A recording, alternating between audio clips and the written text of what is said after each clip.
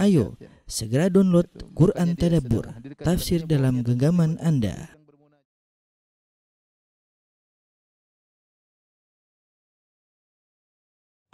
Bismillahirrahmanirrahim. Assalamualaikum warahmatullahi wabarakatuh. Alhamdulillahi ala ihsanih wa syukru lahu ala taufiqihi wa amtinanih. Wa asyhadu an la ilaha illallah wahdahu la syarika lahu ta'ziman li sya'nih. Wa asyhadu anna Muhammadan abduhu wa rasuluhu da'ila ridwanih. Allahumma salli alaihi wa ala alihi wa ashabihi wa ikhwanih. Para ikhwan dan akhwat, ibu-ibu, majelis ta'lim al-tiba yang dirahmati oleh Allah Subhanahu wa taala. Kita melanjutkan pelajaran kita dari tafsir surat Al-Baqarah. Kita masuk pada ayat ke-53, masih berbicara tentang kisah Nabi Musa bersama Bani Israel, tentang rangkaian-rangkaian kenikmatan yang Allah berikan kepada Bani Israel sangat banyak ya. Allah berikan nikmat pada Bani Israel sangat banyak, tapi mereka jadi umat yang paling membangkang ya di kemudian hari ya. Di antara nikmat setelah kita sebutkan nikmat-nikmat yang sebelumnya, Allah berfirman, wa idz ataina Musal kitaba wal furqana la'allakum tahtadun. Tatkala kami memberikan kepada Musa Alkitab wal Furqan dan Al-Furqan, yaitu pembeda, la'allakum tahtadun, semoga kalian mendapatkan hidayah. Semoga kalian mendapatkan hidayah. Di sini Allah Subhanahu wa taala berfirman, wa idz ataina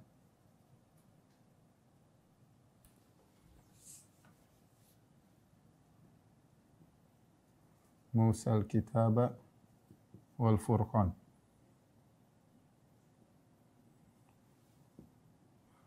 La'allakum tahtadun. Ya, tatkala kami memberikan kepada Musa, Alkitab. Alkitab ini maksudnya Taurat. Al-Furqan ini adalah sifat dari Taurat. Yaitu pembeda ya. Dan ini diantara keistimewaan Taurat. Taurat diberi sifat pembeda sama dengan Al-Quran diberi sifat pembeda. Nah, ini artinya dan, artinya dan. Oleh dalam bahasa Arab disebut dengan harfu al-ataf ya. Harfu al-ataf. Ya, untuk kata gandeng yang menggandengkan antara Alkitab dan Al-Furqan. Dan kata gandeng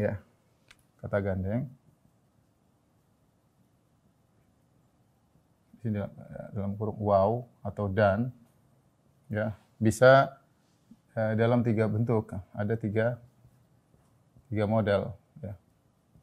Yang pertama menggandengkan dua zat yang berbeda. Sebenarnya dalam Al-Quran firman Allah Subhanahu wa taala khalaqas samawati wal ard. Contoh, khalaqas samawati wal arda ya. Allah menciptakan langit dan bumi ya. Sini langit dan ini bumi. Zat langit beda dengan zat bumi. Zat langit beda dengan bumi. Di sini dan menggandengkan antara dua zat yang berbeda. Bisa dalam bentuk kedua menggandengkan sifat dengan sifat. Menggandengkan sifat dengan sifat dari satu zat yang sama, dari satu zat yang sama. Contoh misalnya sabbihisma rabbikal a'la. Contoh firman Allah, sabbihisma rabbikal a'la alladzi khalaqa fasawwa walladzi qaddara fahada walladzi akhrajal mar'a. Contoh di sini kata Allah, sucikanlah nama Rabbmu yang maha tinggi. Yang maha tinggi alladzi khalaqa fasawwa, yang telah menciptakan dan menyempurnakan penciptaan. Walladzi di sini waw, lihat. Walladzi qaddara fahada. Jadi yang telah mentakdirkan dan memberi petunjuk. Kemudian wa lagi. Walladzi akhrajal mar'a, yang mengeluarkan tumbuhan-tumbuhan. Di sini menggandengkan sifat dengan sifat yang lain.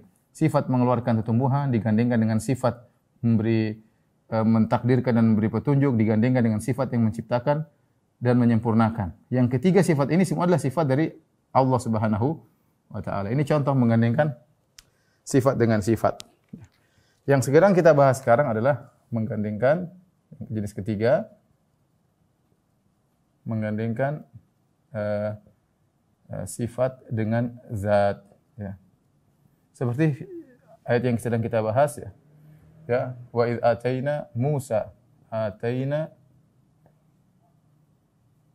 Musal kitaba wal furqan, ya. Wal furqan.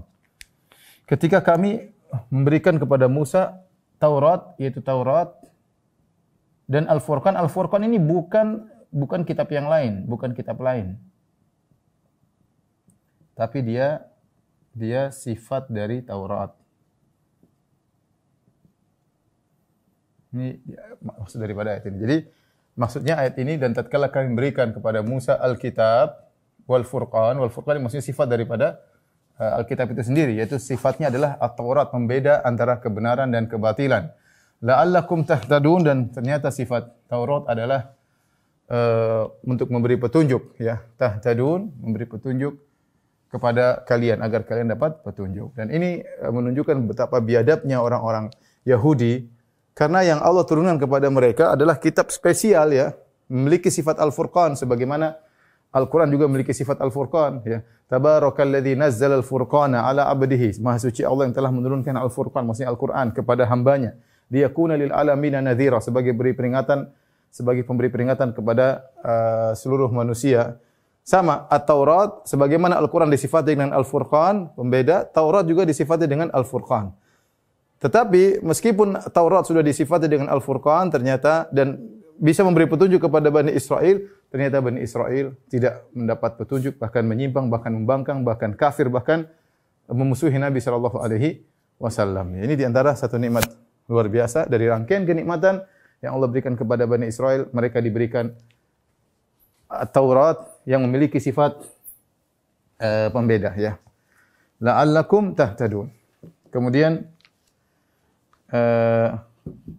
setelah Allah sebutkan lagi nikmat berikutnya, kata Allah Subhanahu wa taala, ya, wa idz qala Musa liqaumihi innakum zalamtum anfusakum biittikhadikum al-ijla fatubu ila bari'ikum faqtulu anfusakum.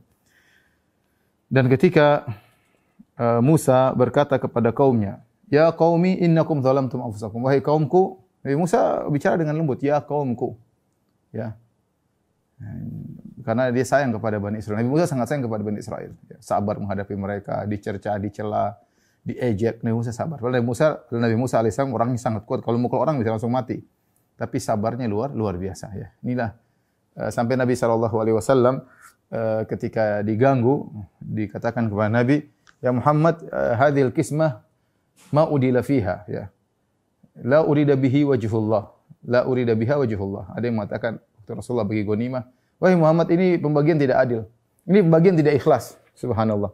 Nabi dibilang tidak ikhlas, ini pembagian tidak ikhlas. Dituduh sama sebagian orang munafik mungkin.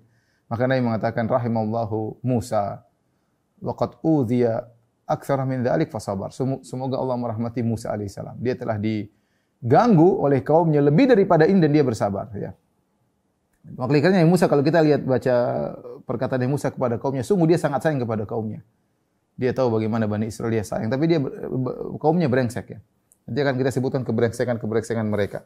Kata Allah ketika Musa berkata kepada kaumnya, ya qaumi, wahai kaumku, innakum zalamtum anfusakum. Sesungguhnya kalian telah berbuat zalim kepada diri kalian. Apa bentuk kezaliman kalian? Itu berbuat kesyirikan.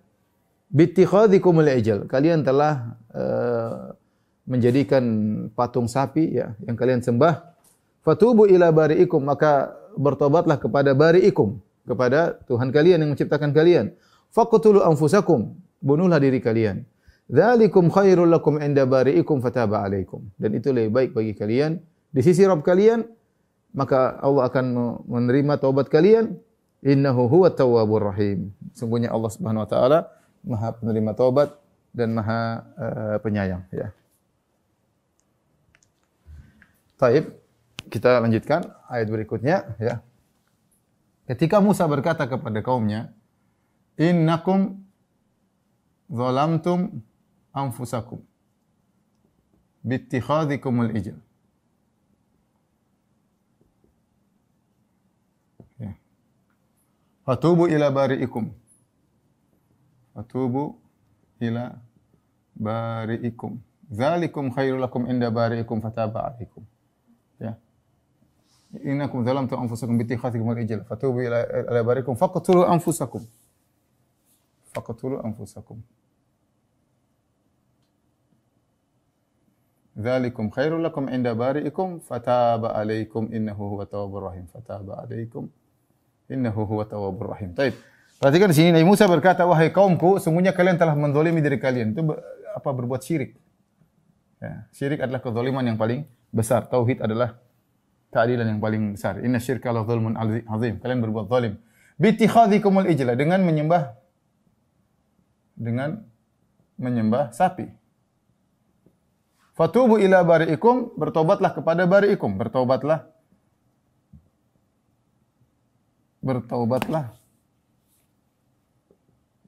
kepada bari'ikum. Bari kalian. Ya. Faqtulu anfusakum, bunuhlah diri kalian. Bunuhlah diri kalian. Tapi perhatikan di sini apa makna al-bari? Al-bari, ya. Al-bari ini. Al-bari dalam bahasa Arab artinya pencipta, yaitu al-khaliq. Al-khaliq, pencipta.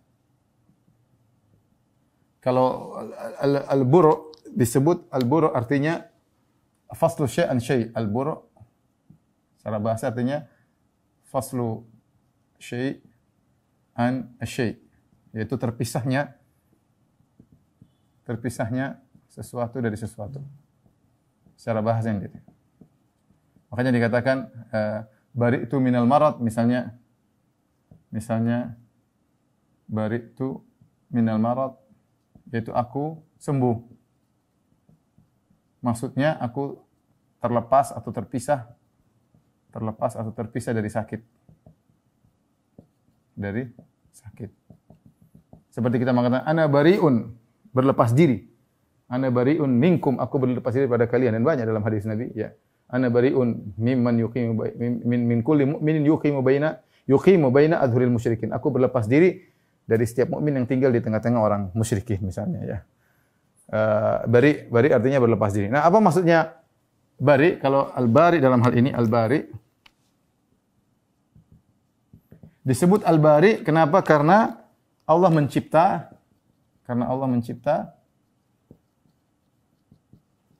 sehingga, ya, melepaskan sesuatu dari al-adam, ketiadaan, menjadi al-wujud, ada. Ya, makanya kenapa Allah disebut dengan al-bari? Karena al-bari artinya menciptakan dari tidak ada menjadi ada, dari tidak ada menjadi ada. Apa pentingnya kita perlu bahas ini? Untuk kita bandingkan, lihat, ini al-bari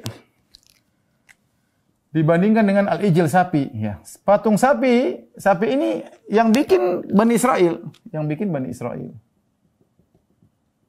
Dengan apa namanya?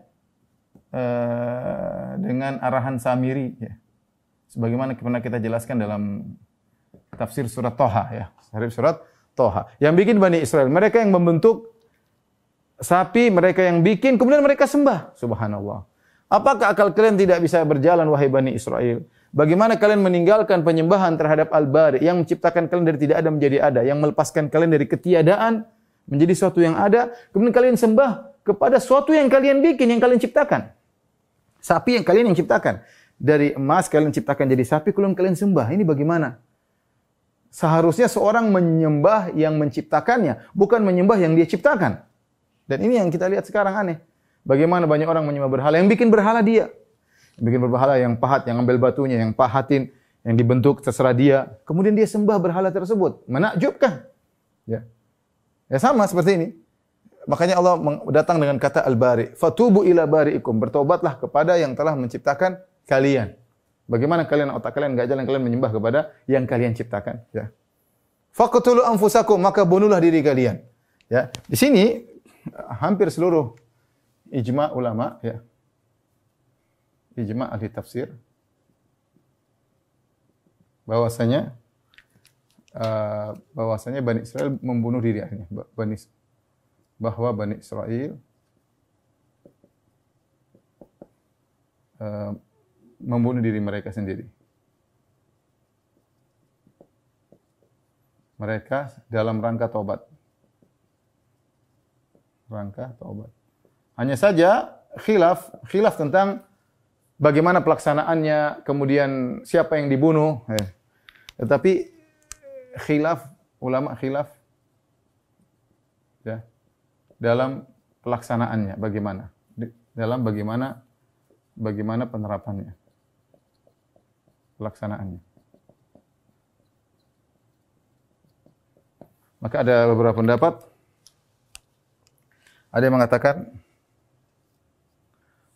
mereka para penyembah sapi dibagi dua shaf, berdiri dua shaf, lalu saling bunuh-bunuhan. Saling bunuh-bunuhan. Ini pendapat pertama. Pendapat kedua, para penyembah sapi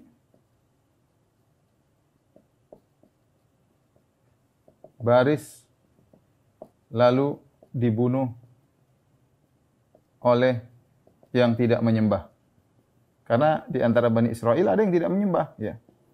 Yang tidak menyembah sapi, yang mereka bersama Nabi Harun ketika mereka sedang sibuk bikin patung Nabi Harun dan sebagian pengikutnya minggir, tidak ikut menyembah. Sehingga ketika dihukum, yang tidak menyembah bunuh yang menyembah. Pendapat pertama tidak, yang menyembah baris dua saling bunuh-bunuhan. Kemudian khilaf juga.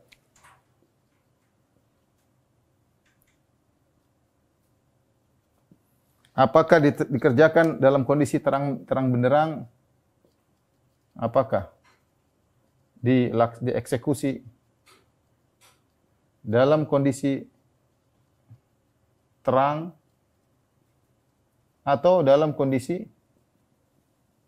gelap?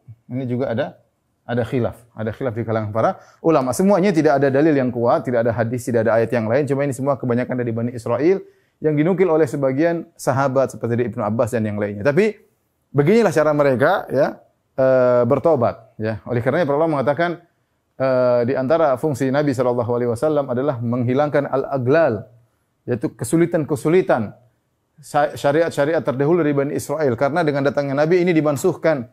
Hukumnya tidak ada bertobat dengan bunuh diri, enggak ada ya. Hukumnya bertobat tidak ada dengan bunuh diri seperti ini. Tapi dahulu Bani Israel di antaranya kalau mereka terjerumus dalam kesyirikan ini maka mereka disuruh bunuh diri. Syekh Utsaimin rahimahullahu taala lebih condong kepada pendapat ini bahwasanya atau sebagian ulama berpendapat ini lebih condong pendapat ini saling bunuh-bunuhan. Jadi mereka yang benar-benar mengeksekusi diri mereka sendiri ya. Fataba alaikum dzalikum khairul lakum inda bari'ikum, dengan kalian membunuh diri kalian lebih baik bagi kalian. Fataba alaikum, maka Allah menerima taubat kalian. Innahu huwa tawwabur rahim, sungguhnya Allah Maha menerima taubat dan Maha penyayang. Dan dalam syariat Islam ada juga pelaksanaan seperti tapi dengan seperti seorang yang berzina maka dirajam, dia bertobat ya. Dan Allah mengampuni dosanya kalau dia bertobat ketika dirajam. Demikian kalau orang membunuh maka juga dibunuh ya, seperti itu. Orang murtad juga bisa dibunuh, tapi yang mengeksekusi orang lain ya. Allah alam bisawab, ini di antara cara mereka bertobat dahulu. Bayangkan mereka baris, kemudian mereka membunuh di antara mereka. Ada yang bunuh anaknya, yang bunuh istrinya, ada yang bunuh temannya, ada yang bunuh, dan itu saling bunuh-bunuhan. Itu pernah terjadi di Bani Israel. Itu satu cara bentuk bertobat yang sangat berat. Salah satu cara bentuk tobat yang sangat berat ya, bagaimana saling tikam-tikaman di antara mereka ya. Taib, kita lanjutkan.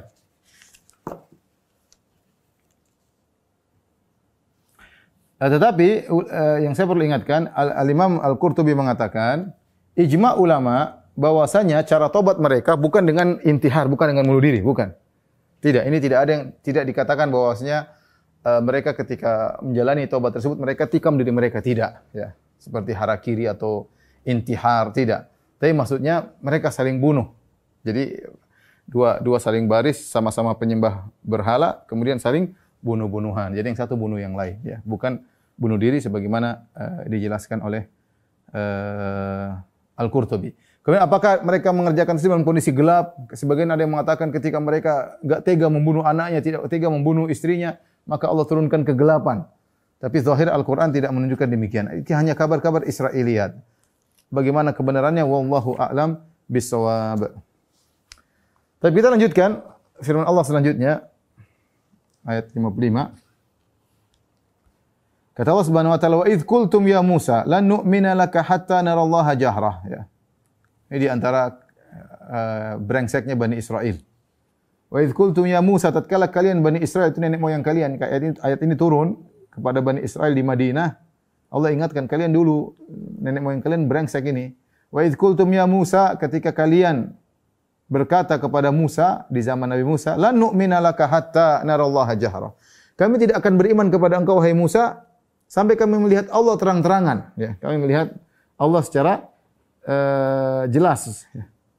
Fa akhadhatkumus sa'iqatu wa antum tanzurun. Maka tiba-tiba kalian disambar oleh halilintar, kalian mati, kalian wa antum tanzurun, kalian melihat bagaimana halilintar tersebut datang menghantam kalian. Subhanallah, ini adalah siksaan, ya, sebagai balasan atas kurang ajarnya mereka, ya, karena tidak mau beriman kecuali melihat Tuhan.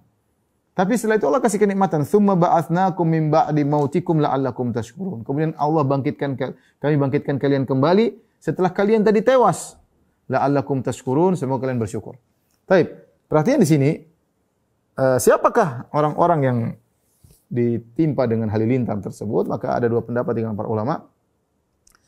Pendapat pertama, mereka adalah 70 orang pilihan Nabi Musa yang ikut beserta Musa ke Bukit Tursina untuk menerima Taurat. Kemudian Nabi Musa berbicara dengan Allah, Allah bicara dengan Nabi Musa, ya. Kemudian Nabi Musa kabarkan kepada mereka bahwasanya Tuhan telah berbicara denganku dan Tuhan telah memberikan Taurat. Rupanya 70 orang ini mengatakan, "Kami tidak mau beriman Musa. Mana Tuhanmu? Tunjukkan kepada kami. Mana Tuhanmu? Kami ingin lihat. Kalau kami tidak lihat, kami tidak ingin beriman. Kami tidak mau beriman. Lan nu'mina, kami tidak beriman sampai kami lihat Tuhan engkau." Hanya ngomong-ngomong aja enggak. Belum. Ya, kemudian Allah kirimkan halilintar, mereka tewas. Ya. Ini pendapat pertama. Pendapat kedua tidak. Pendapat kedua, mereka adalah kaum yang lain yang Nabi Musa pulang kemudian membawa Taurat kepada kaum yang ditinggalkan. Kemudian mereka mengatakan, "Ya Musa, hanya Taurat saja, kami ingin lihat Tuhanmu." Ada dua pendapat, tapi kebanyakan dari tafsir mengatakan mereka 70 orang yang ikut bersama Musa yang minta untuk melihat Allah secara langsung. Perhatikan di sini perbedaan antara permohonan Bani Israel untuk melihat Allah dengan Nabi Musa ingin melihat Allah. Nabi Musa kan ingin melihat Allah dalam surat Al-A'raf. Kata Nabi Musa, "Rabbi arini anzur ilaik." Ya Rabbku, tunjukkanlah kepadaku dirimu, aku ingin lihat engkau. Ya. Kenapa Nabi Musa tidak diadab oleh Allah sementara pengikutnya ketika minta ingin lihat Allah mereka diadab? Bedanya apa? Bedanya Nabi Musa ingin lihat Allah karena kerinduan, karena keimanan. Ya. Karena Nabi Musa sudah berbicara dengan wa kallamahu rabbuhu. Falamma ja'a Musa limiqatina wa kallamahu rabbuhu. Qala rabbi arini anzur ilaik. Tatkala Nabi Musa datang pertemuan dengan Rabb-nya. Kemudian Allah berbicara dengan Nabi Musa. Wa kallamahu rabbuhu. Qala rabbi arini anzur ilaik. Karena Nabi Musa merasa kebahagiaan. Baru berbicara dengan Allah, Nabi Musa merasakan kebahagiaan. Ya, maka Nabi Musa minta untuk melihat Allah. Jadi mintanya Nabi Musa untuk melihat Allah adalah karena kerinduan dan keimanan. Saking cintanya Nabi Musa kepada Allah Subhanahu wa taala, ya. Beda dengan Bani Israel ketika mereka minta untuk melihat Allah, mereka minta dalam rangka mereka ngeyel, mereka tidak beriman. Lan nu'mina, kami tidak beriman laka kepada engkau wahai Musa sampai kau hatta narallaha jahr, sampai kami bisa lihat Tuhan secara terang-terangan. Ini beda, yang satu sama-sama permintaan melihat Tuhan, tapi satu dibangun di atas keimanan karena kerinduan melihat Allah, yang satu dibangun atas keraguan, tidak mau beriman. Maka yang satu diadab, maka kaum Bani Israel diadab dengan turun ke halilintar sampai mati.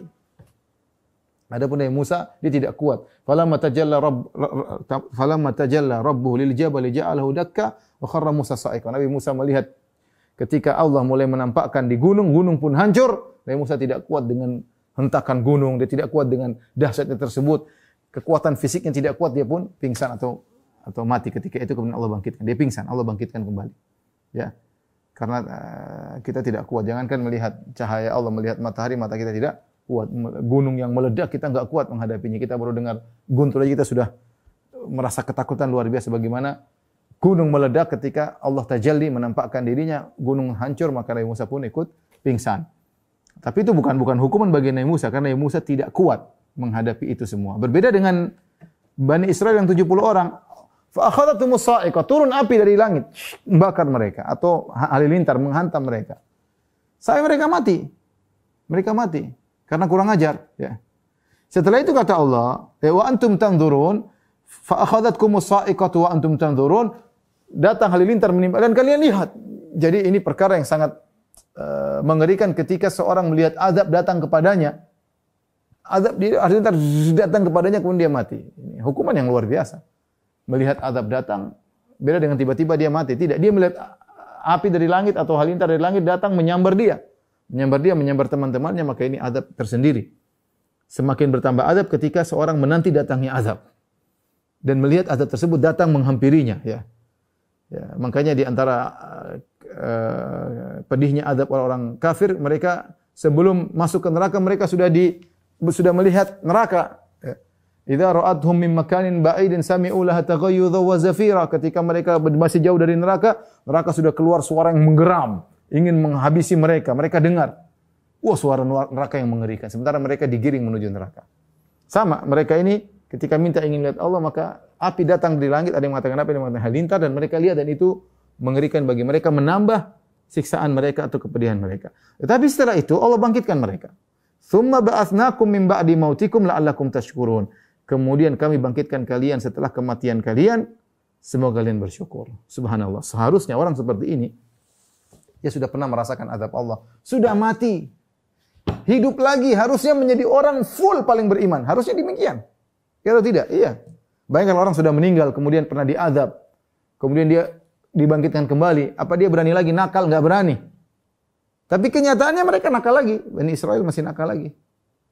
Ya, padahal mereka sudah dimatikan, dihidupkan kembali. Ya. Makanya benar firman Allah Subhanahu wa taala tentang orang-orang musyrikin yang mereka mengatakan, ya Allah, kembalikan kami kepada dunia. Kalau di neraka mereka mengatakan, ya Allah, kembalikan kami kepada dunia, kami akan beramal salihan ghairal ladzi kunna na'mal, kami akan beramal saleh. Tidak seperti dulu, kami akan kembali beramal saleh, ya. Rabbirji'un la'alli a'malu salihan fima tarak, ya Allah, kembalikan aku kepada dunia, aku akan beramal saleh yang dulu aku tidak kerjakan. Tapi Allah mengatakan apa? Ya, walau ruddu la'adu limanuhu anhu wa innahum lakadzibun. Kalau mereka dikembalikan lagi ke dunia, mereka akan melanggar lagi apa yang mereka dilarang dan mereka sungguh berdusta. Ya, contoh saya katakan Bani Israel ini. Mereka dibangkitkan, mati, dibangkitkan, tapi masih ada di antara mereka yang kemudian melakukan tidak bersyukur kepada Allah Subhanahu wa taala, ya.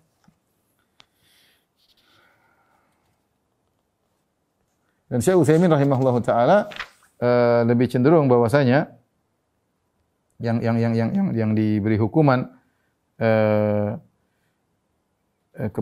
yang Allah beri hukuman kepada mereka adalah bukan 70 yang dipilih oleh Nabi Musa, tapi kaum Nabi Musa setelah Nabi Musa menerima Taurat datang kepada mereka, mereka minta melihat Allah. Itulah mereka yang dibunuh dengan sa'iqah, yaitu dengan halilintar. Baik, kita lanjutkan ayat 57. Ya, kata Allah Subhanahu wa taala, ya. Wa dhallalna 'alaikumul ghamama wa anzalna 'alaikumul manna wassalwa. Kata Allah, dan kami ketika kami berikan kalian dhalal, apa? Dhullah itu naungan. Wa dhallalna. Kami berikan kalian kepada naungan berupa al-ghamam, berupa awan. Wa anzalna 'alaikumul manna wassalwa. Kemudian kami turun kepada kalian al-manna dan as-salwa. Al-manna as-salwa. Apa itu al-manna was-salwa? Kita jelaskan nanti. Kulu min thayyibati ma razaqnakum. Makanlah yang dari baik-baik yang kami beri rezeki kepada kalian, ya. Wa ma zalamuna, dan mereka tidak menzalimi kami, walakin kanu anfusahum yadhlimun. Tetapi mereka telah menzalimi diri mereka sendiri, ya. Jadi kapan Allah memberikan mereka manna wa salwa? Alman adalah, ahli tafsir mengatakan alman adalah suatu yang Allah taruh di pohon seperti suatu hal yang manis yang mungkin dicampur di air semacam madu, kata ahli tafsir, semacam madu, suatu yang enak tinggal diambil, tidak perlu susah payah. Kalau madu kan harus ngambil ke hutan, harus bertarung dengan lebah, harus motong ini, harus nunggu musimnya. Alman datang terus, datang Allah berikan kepada mereka. Ya tinggal mereka makan sebagai minuman, mereka campur dengan air seperti madu, lezat. Ya makanan dari langit ya. Wasalwa, as-salwa ada beberapa pendapat, tapi pendapat yang kuat mengatakan bahwasanya as-salwa itu adalah semacam burung yang diturunkan dari langit untuk mereka makan. Ada yang mengatakan as-salwa itu ada yang mengatakan seperti al-hamam, yaitu seperti burung merpati. Ya, ada yang mengatakan seperti burung puyuh, seperti burung puyuh ya. Ya. Intinya semacam burung yang itu adalah dagingnya lezat, diturunkan oleh Allah kepada mereka sebagai bentuk perhatian Allah kepada mereka. Kapan Allah berikan mereka ini semua? Kemudian juga Allah berikan mereka wa dzallalna 'alaikumul ghamama, yaitu Allah berikan kepada mereka naungan karena mereka kepanasan. Ya Musa kepanasan, Allah kasih naungan. Kapan Allah berikan mereka ini semua? Allah berikan mereka semua di fase tih. Tih itu di masa ketika mereka dibuat tersesat oleh Allah. Sebagaimana pernah kita jelas dalam surat Al-Maidah ketika Nabi Musa menyuruh mereka untuk berjihad melawan orang-orang besar di Baitul Maqdis atau di Palestina. Kemudian mereka tidak mau. Mereka berkata, "Idhab anta wa rabbuka faqatila inna hahuna qa'idun." Kata mereka, "Wahai Musa, pergilah engkau dengan Allah, perangi mereka, kami nunggu di sini hasilnya." Mereka tidak mau ikut berjihad bersama Nabi Musa alaihissalam. Akhirnya ya qala fa innaha muharramatun alaihim 40 sanatan yatihuna fil ard. Akhirnya Allah beri hukuman kepada mereka selama 40 tahun mereka berputar-putar yaitu mereka akan berjalan ke utara terus, tapi ternyata dibelokkan ke timur, balik lagi. Ke sana terus balik lagi. Allah bikin mereka tidak pernah sampai. Itu di antara Mesir dengan Palestina.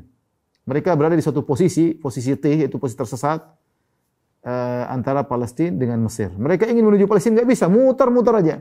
Muter selama 40 tahun. Jadi Allah menghukum mereka karena mereka kurang ajar kepada Nabi Musa alaihissalam, kurang ajar kepada Allah Subhanahu wa taala, tidak menjalankan perintah Nabi Musa, mereka dihukum. Di tengah-tengah mereka dihukum, ini yang saya ingin sampaikan, perkara menakjubkan. Di tengah-tengah mereka sedang dihukum oleh Allah Subhanahu wa taala, Allah masih kasih rahmat kepada mereka. Allah turunkan al-man wa salwa, mana dan salwa. Allah berikan kepada mereka dhullah, ghamam, awan yang menaungi mereka. Padahal mereka sedang dihukum. Subhanallah. Oleh karena saya kadang renungkan, terkadang kita melakukan kesalahan, kemaksiatan, Allah hukum kita, tapi di tengah-tengah hukuman Allah, Allah masih kasih kita rahmat. Karena hukuman tersebut untuk mendidik agar kita kembali kepada Allah Subhanahu wa taala. Allah masih kasih rahmat. Lihat mereka sedang dihukum, tapi Allah kasih mereka kenikmatan-kenikmatan luar biasa. Di antaranya diberikan al-ghamam, yaitu naungan yang menaungi mereka agar mereka tidak kepanasan. Di antaranya al-manna was salwa, yaitu tadi semacam madu, manna dan salwa, semacam burung ya. Kata Allah, "Kulu min thayyibati ma razaqnakum." Makanlah dari yang baik-baik yang kami rizki pada kalian. Itu jangan makan yang haram. Semua yang baik-baik halal, yang haram tidak boleh, yang buruk tidak boleh. Wa ma zalamuna, kata Allah, mereka tidak menzalimi kami. Mereka membangkang, mereka kurang ajar, mereka brengsek, tidak menzalimi Allah sama sekali. Allah tidak bisa zalimi. Makanya dalam hadis kata Allah Subhanahu wa taala dalam hadis qudsi, "Ya ibadi law anna awwalakum wa akhirakum wa insakum wa jinnakum kanu ala afjari qalbi rajulin wahidin minkum ma naqasa min mulki syai'a." Wahai anak-anak Adam, kalau kalian dari awal sampai akhir, jin dan manusia seluruhnya hatinya buruk ya, seperti hatinya Firaun misalnya, atau seperti hatinya iblis, tidak akan mengurangi kekuasaanku sama sekali. Jadi wa ma zalamuna, mereka membangkang, brengsek, kurang ajar, tidak menzalimi kami kata Allah. Walakin kanu anfusahum yadhlimun, justru mereka menzalimi diri mereka sendiri. Allah berfirman, "In ahsantum ahsantum li anfusikum." Kalau kalian berbuat kebaikan untuk diri kalian, bukan untuk Allah. Wa in asatum falaha. Kalau kalian berbuat keburukan maka untuk kalian sendiri. Ya. Wa may yashkur fa inna ma yashkur li nafsihi. Barang siapa bersyukur untuk dirinya sendiri. Wa man kafara fa inna Allah ghaniyyun hamid. Barang siapa kufur kepada Allah, Allah Maha Kaya, tidak ada masalah bagi kalian yang berbuat kesyirikan. Justru kalian menzalimi diri kalian sendiri kata Allah, walakin kanu anfusahum yadhlimun. Akan tetapi mereka telah menzalimi diri mereka dengan pembangkangan-pembangkangan yang mereka lakukan. Taib, ada faedah yang menarik ya. Di sini kata Syekhul Islam Ibnu Taimiyah rahimahullahu taala, "Man imtana'a min akli thayyibat li ghairi sababin syar'i fa huwa madhmum." atau maknanya ya. Yaitu maknanya barang siapa yang tidak mau makan sesuatu yang baik, karena Allah mengatakan kulu min thayyibati ma razaqnakum. Setelah Allah mengatakan kami berikan kepada kalian manna dan salwa, makanlah dari yang baik-baik yang kami berikan kepada kalian. Kalau ada orang tidak mau makan yang ada perkara baik, dia tidak mau makan tanpa alasan syar'i, maka ini orang tercela ya. Fa huwa madhmum, dia tercela seakan-akan dia tidak mau menerima rezeki dari Allah. Halal kok.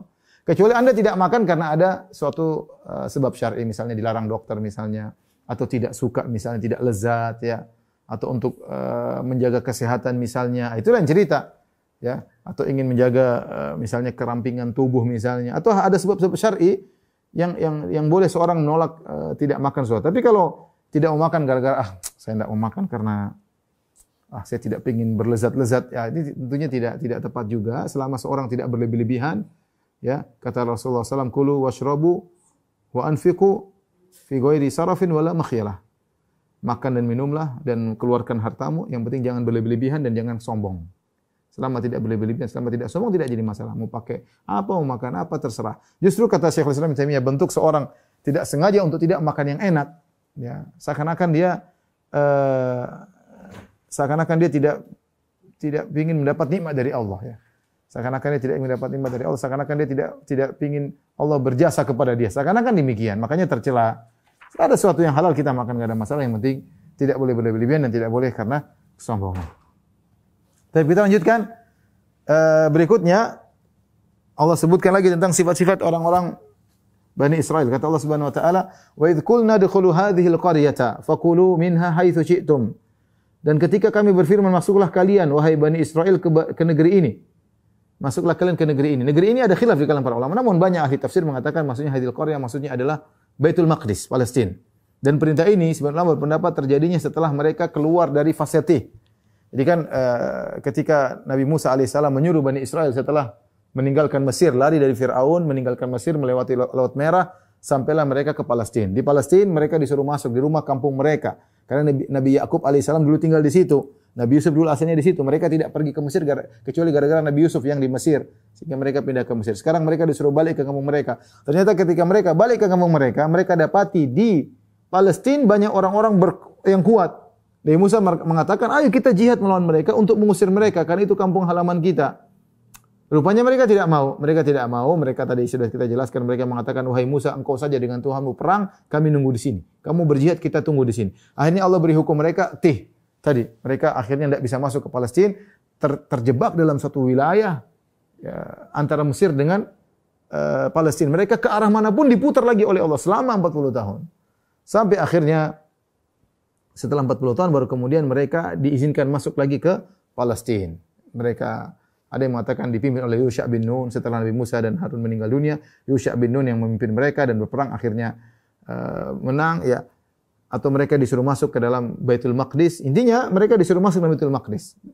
Disuruh oleh Allah dalam bentuk bersyukur kepada Allah.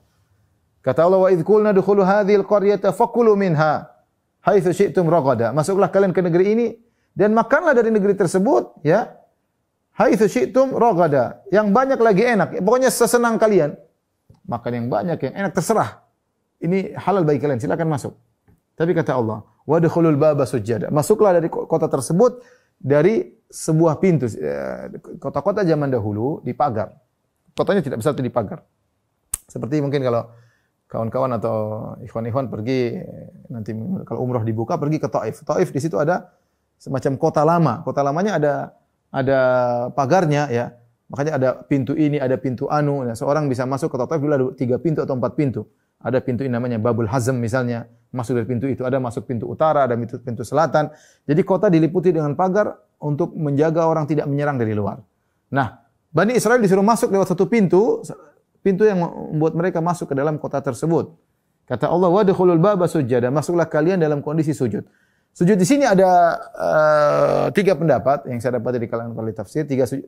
Pertama sujud maksudnya kalian masuk, setelah kalian masuk segera sujud syukur kepada Allah Subhanahu wa taala. Masuklah kalian dalam kondisi sujud syukur. Setelah masuk sujud syukur. Ini pendapat pertama. Pendapat kedua maksudnya kalian masuk dalam kondisi ruku. Sujud sini maksudnya ruku. Itu tunduk kepada Allah dalam kondisi ruku. Masuk ke sambil ruku sambil jalan masuk ke dalam pintu tersebut. Jadi masuk gerbang sambil dalam kondisi ruku. sebagai bentuk terima kasih kepada Allah, tawadhu di hadapan Allah. Pendapat ketiga, maksudnya sujadan di sini maksudnya adalah bukan rukuk, bukan sujud, tapi kondisi kalian yang dalam kondisi tawadhu, yaitu jangan sombong. Dan masuklah dengan penundukan kepala dalam kondisi tidak sombong. Ya. Itu maksudnya ya. Allah alam bisawab, mana yang benar. Yang penting Allah menyuruh demikian. Wa qulu hittatun, kata Allah, kalian masuklah dalam pintu tersebut dengan berkata hittah. Hittah artinya ya Allah ampunilah kami dari dosa-dosa. Hittah, gugurkanlah dosa-dosa kami.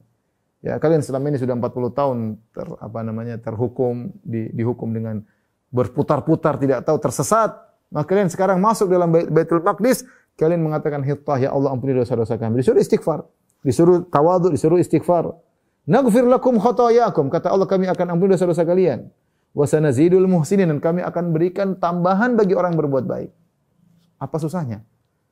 Masuk menaklukkan suatu kota, masuk dalam kondisi hina, dalam kondisi rendah, tinggal mengatakan astagfirullah, Allah maghfir lana, ampunilah kami. Kan sederhana. Nanti Allah berikan tambahan. Tapi mereka kurang ajar. Apa kata Allah Subhanahu wa taala? Fabaddala alladziina zalamu qawlan ghayra alladzi qila lahum.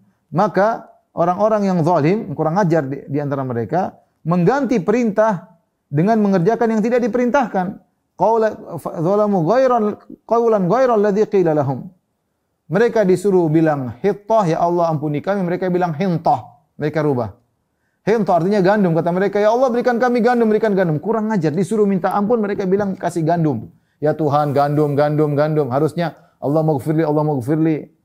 Hittah maksudnya ampuni aku. Mereka malah rubah dengan hintah. Ya Allah berikan gandum. Kurang ajar banget. Ya. Kemudian disebutkan oleh sebagian tafsir, mereka tidak tunduk, tapi mereka justru balik dengan bokong mereka seakan-akan ngejek. Ajib, saya lihat orang Bani Israil ini menakjubkan. Kebrengsekannya menakjubkan, keras kepalanya menakjubkan. Ya. Padahal Nabi Musa, Allah berikan mereka banyak kenikmatan. Dan Nabi Musa diberikan mukjizat yang sangat banyak. Tapi mereka merubah itu semua. Kata Allah Subhanahu wa taala, "Fa anzalna 'alal ladzina dzalamu rijzam minas sama'i bima kanu yafsukun." Sebab itu kami timpakan atas orang-orang yang zalim itu siksa dari langit akibat perbuatan mereka. Allah alam siksaannya seperti apa? Ya, tetapi Allah siksa sebagian mereka yang berbuat zalim di antara mereka ya.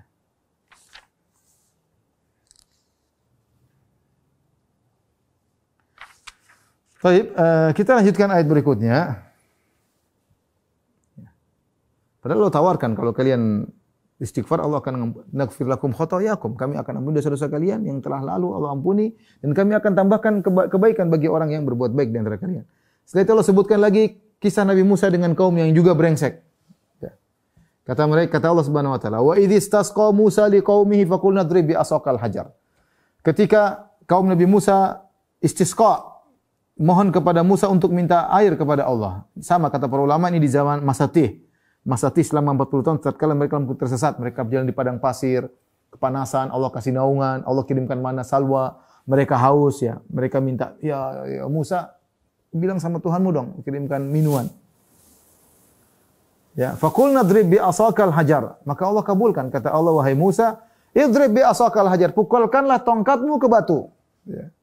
Fanfajarat minhu 12 aina. Maka keluarlah 12 mata air. Ya. Qad alima kullu unasi masyrabahum. Ya. Setiap suku sudah mengetahui tempat minumnya masing-masing ya. Ada, kalau gampangan kita ada 12 keran langsung keluar. Kulu washrabu, kata Allah, makanlah dan minumlah. Min rizqillahi, dari rizki Allah kepada kalian. Wala ta'thau fil ardi mufsidin, dan jangan melakukan kerusakan di atas muka bumi. Bayangkan.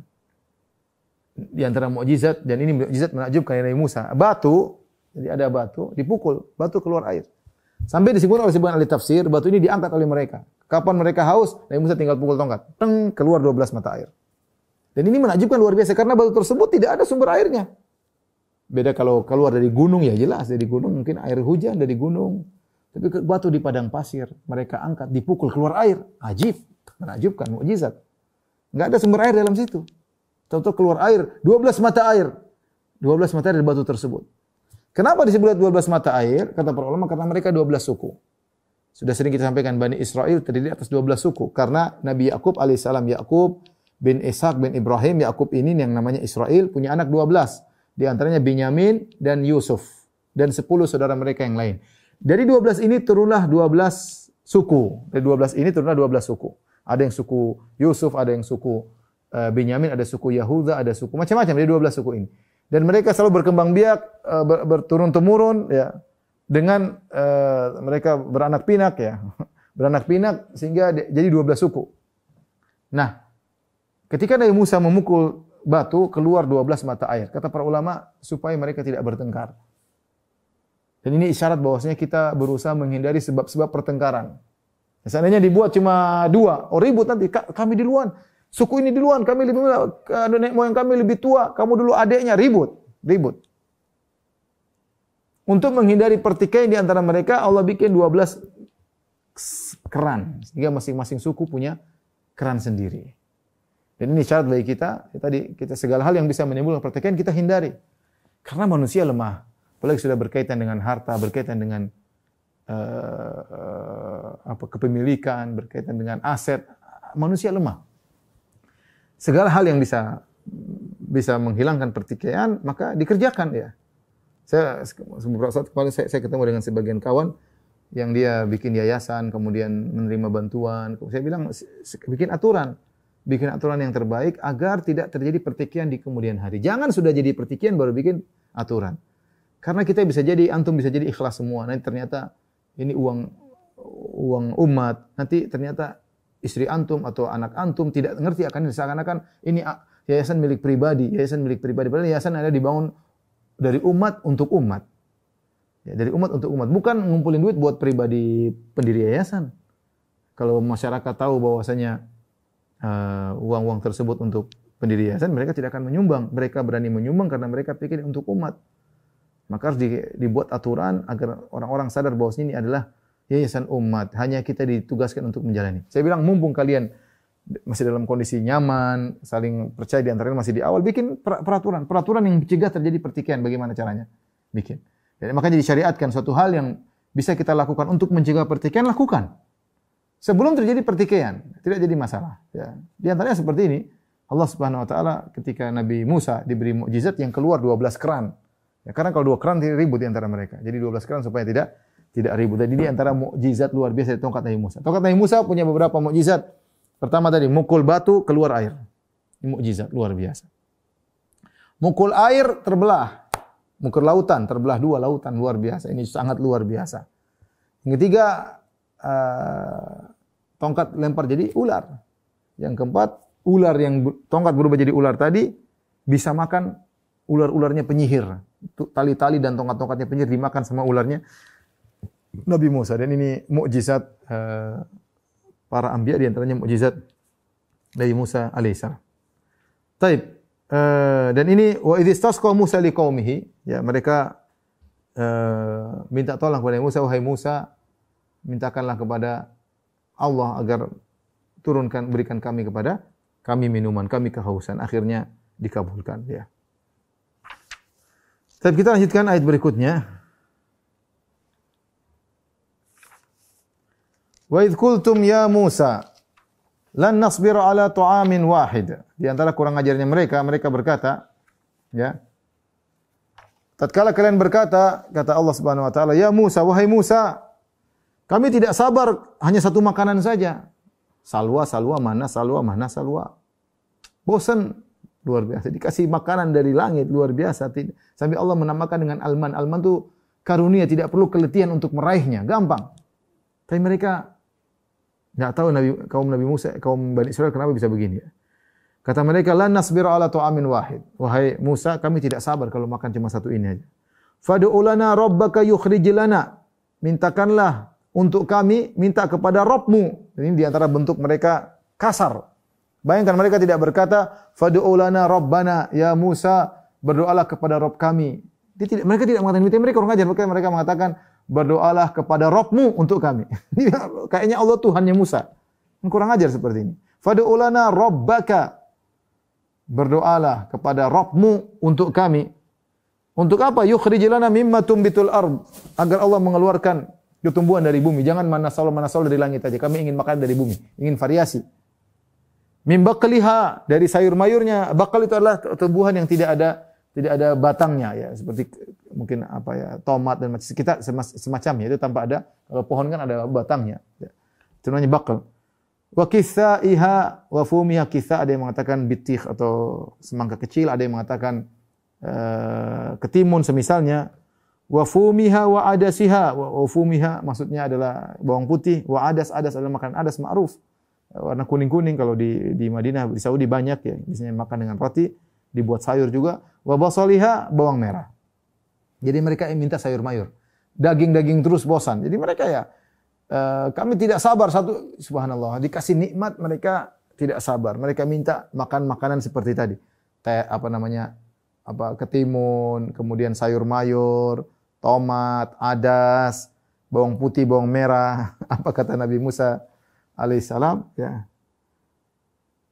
Kata Nabi Musa alaihissalam, qala atastabdiluna alladhi huwa adna billadhi huwa khair? Ya. Kata Nabi Musa, ya. Apakah kalian mau mengambil yang rendah untuk mengganti yang lebih baik? Ini sayur mayur mau ganti manna salwa. Ini Allah yang kirim langsung dari langit. Kalian mau ganti dengan adas, bawang putih, bawang merah, sayur mayur, kurras, daun bawang, mau ganti seperti itu. Ihbitu misran fa inna lakum ma sa'altum. Kalian tinggal pergi ke kota mana saja ada. Ini kalau makanan begini di mana-mana juga ada. Di mana-mana juga ada. Tapi mana salwa dari mana? Dari langit. Adapun cuma terong, kemudian ketimun, di mana-mana juga ada. Kalian mau ganti yang lebih baik dengan yang tidak baik? Ya, aneh mereka ini.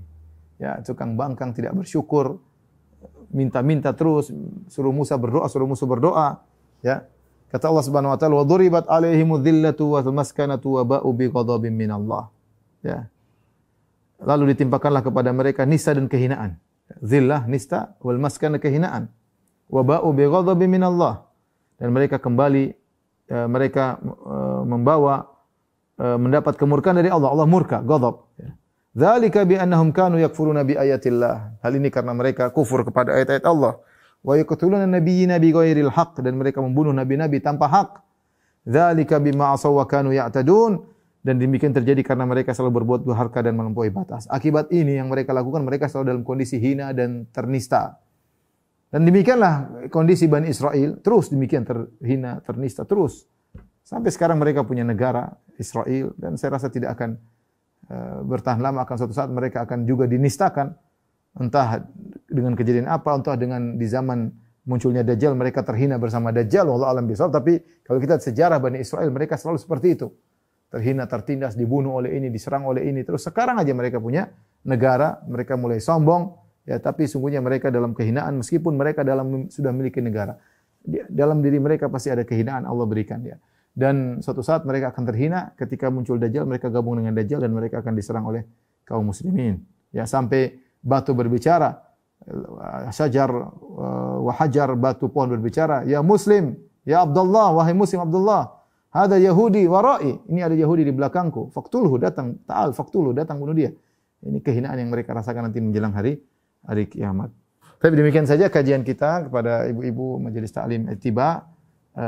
Ini yang bisa saya sampaikan, kurang lebih saya mohon maaf. Insyaallah kita lanjutkan lagi di pertemuan berikutnya, masih tentang tafsir surat Al-Baqarah. Wabillahi taufiq wal hidayah. Assalamualaikum warahmatullahi wabarakatuh.